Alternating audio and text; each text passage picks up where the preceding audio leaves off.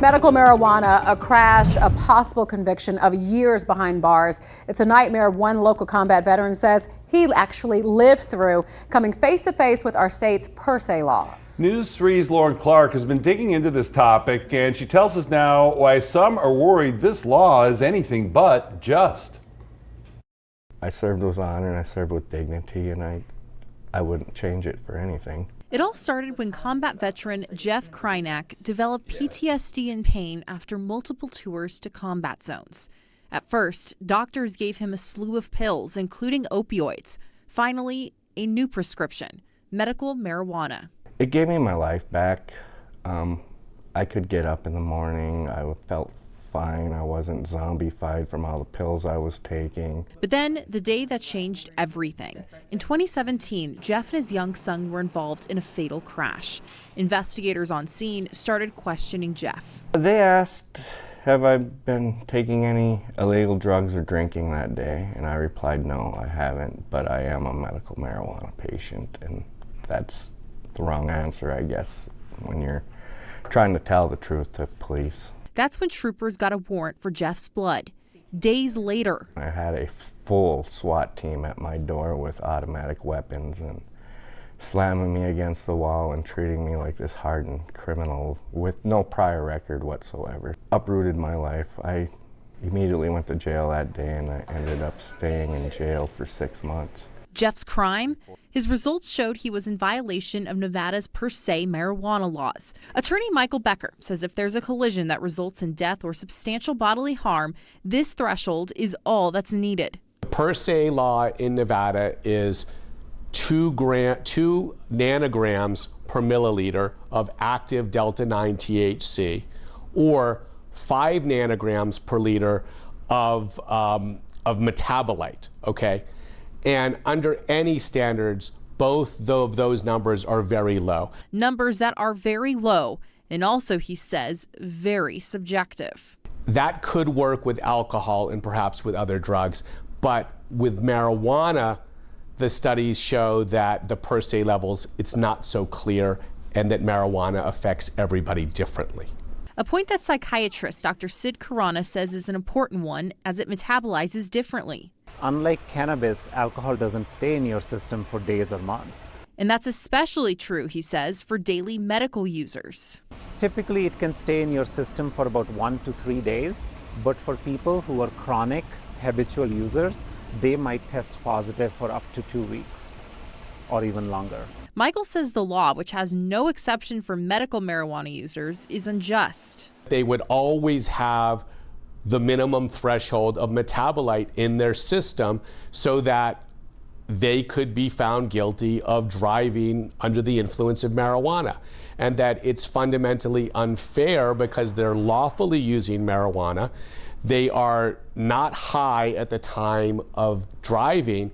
Attorney Eric Blank. If you're not showing signs of impairment, then you can still be considered to be violating the law. Puts it this way. They are serious charges and ultimately could result in jail time for you. And years of jail time is exactly what Jeff was facing. And his legal team hired an investigator who published this report, pointing out law enforcement did not do a drug recognition exam on site. He instead concluded the death was caused after the driver, who wasn't wearing a seatbelt, ran a red light and succumbed to those injuries. Jeff says he eventually signed this Alford plea, agreeing to 5 years of supervised probation after the financial and emotional strain on his family. One of those agreements. Now I'm back on the pill train. Not using marijuana. I think I'm at 13 pills a day right now. He says his quality of life isn't where it was. I really don't even leave the house that much anymore. I'm back to my shell. And his hope is that one day things will be different. It has to start up in Reno. Harry Reid International Airport with live pictures. From switchblades to tasers, TSA officials are finding a wide variety of banned items in passengers' carry-on luggage. Listen to this. On average, 8 boxes a month are filled with potentially dangerous objects. New at 5 News 3's Denise Roche was given an exclusive behind-the-scenes look. In the month of August alone, nearly 2 million passengers went through security screenings here at Reid International Airport. And each and every single piece of carry-on baggage is also carefully checked. And what TSA is often finding just might surprise you. It's hard to imagine what these passengers were thinking. Their prohibited items turning up one after another at security checkpoints at Reid International. A little hatchet probably was used on a recent camping trip. Pretty surprising, someone's walking around with this in a carry-on. Lori Dankers is a spokesperson for TSA, who says what you see here represents a small fraction of what's been found in the past few weeks, from a pellet gun to every sharp-edged weapon you can think of. Every single one of these items was found during routine X-ray screening in the checkpoint. It wasn't like we were looking for this or we knew it was in the bag. Our officer saw it on the X-ray screen. We pulled that bag for a bag check. And Danker says the TSA doesn't confiscate the items. Rather, the owner is given 3 choices. Take it back down to ticketing and put it in a checked bag, take it out to your car, or surrender the item, which many people do. I would say most of them are not maliciously in the bags. But arguing with TSA agents simply isn't an option. But we're now 21 years past 9/11, and people are still bringing these type of items. They often will say they were in a rush or they forgot it was in their bag. And while that is a reasonable explanation, it is not an excuse that these rules are not new. These rules have been in place now for quite some time. And passengers we talk to appreciate the tight security. I'm glad that they do a good check. I personally, when I get on an airplane, I want to feel safe, right? That I'm getting on the airplane and nothing crazy is going to happen. Worry about hairspray. Yeah, hairspray. And she's always trying to get a bigger bottle of shampoo. Yeah. And we've missed flights before because of it. Because of her putting extra ounces. And if you're unsure what is or is not allowed, Dankers has a suggestion. TSA has an app called My TSA. You can download it on your phone, and it has a Can I Bring feature. But remember, even novelty items that look like something lethal, Looks like a round of ammunition, but it's a pen, are banned as well. Eventually, all of this turned over to the state and auctioned off online. TSA keeping the flying public safe, one bag check at a time.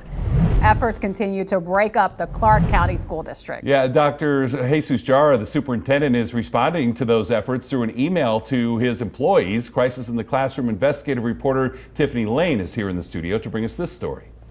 Yes, Jim, Latoya, I sat down with Community Schools Initiative back in March about what breaking up CCSD and other county districts would look like, how it would work. To quickly summarize, the Community Schools Initiative, cities and municipalities would be able to opt out of county district. And fast forward to the last few days, Dr. Jesus Jara is responding to efforts to break up CCSD with a message to employees.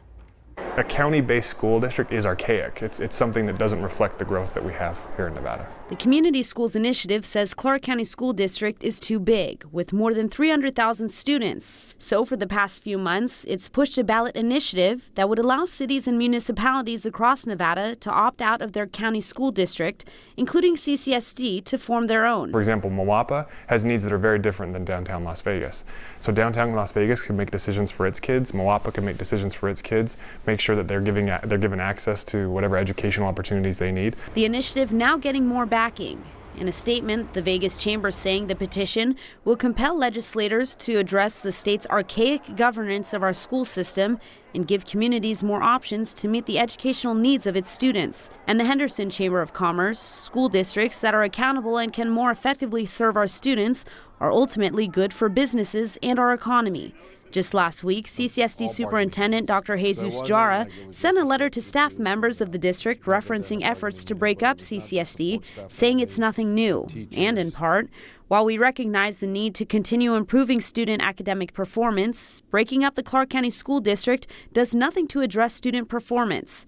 Further, the size of the student population does not matter. What matters is the size of the state's financial commitment to its children. He doesn't name us specifically, but he does refer to one particular group that's trying to break up the school district. And we're happy to have a conversation. In the letter, the superintendent also says that breakup efforts will create civil rights challenges because of deserting less affluent families and students in the communities with the most needs. I don't view this as a civil rights issue. I view this as a poverty issue. And if we want to allow kids to become their best selves, we have to give them access to education. And right now, a bureaucracy, the 5th largest school district in the nation, is stopping that from happening. Through the ballot initiative, new districts would retain all funding allocated by the state and federal government. Castor says Nevada's new pupil-centered funding plan, passed in 2019, will be beneficial. Each child is allocated funding. It's also from a weighted standpoint, so it's a weighted formula. So the more needy kids get access to the funds. And as far as this initiative goes, the PAC says it is currently gathering signatures to have that initiative appear on the 2024 ballot. But what are your thoughts on allowing municipalities to break away from county districts, including CCSD? Do you think this effort will move forward this time around? I know there have been many efforts over the last few years.